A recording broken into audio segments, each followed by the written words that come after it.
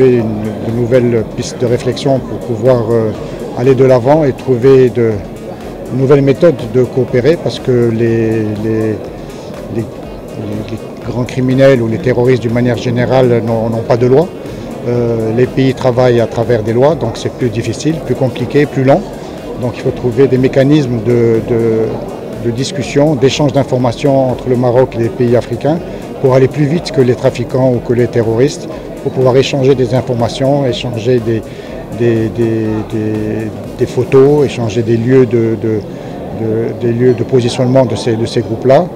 Et donc pour ça, il faut trouver de nouveaux mécanismes, et c'est pour ça qu'on est tous ici présents à ce forum, pour pouvoir discuter et trouver ces genres de mécanismes.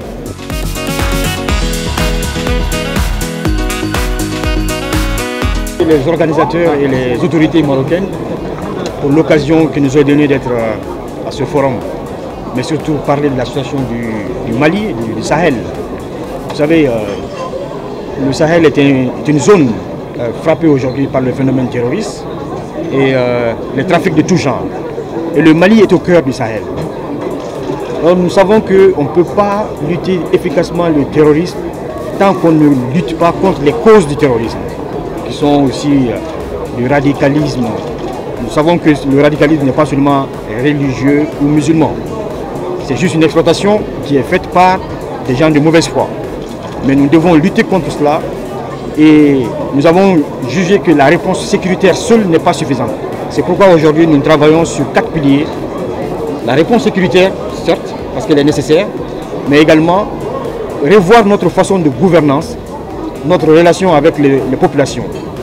Revoir également tout ce qui est communication entre les autorités et les populations, entre les populations elles-mêmes. Et le 4e pilier, c'est le développement. Nous sommes arrivés à la conclusion que quand les populations ont l'essentiel, ont de quoi se prendre en charge, généralement elles ne suivent pas les groupes terroristes dans leurs aventures.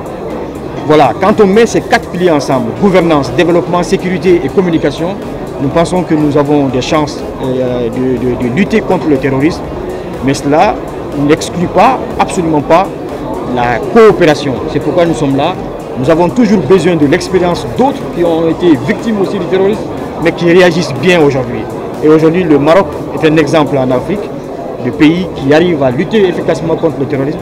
C'est pourquoi nous sommes là. Nous allons discuter avec les autorités en bilatéral pour voir qu'est-ce que nous pouvons avoir de l'expérience marocaine pour renforcer notre propre dispositif national, mais également au niveau régional.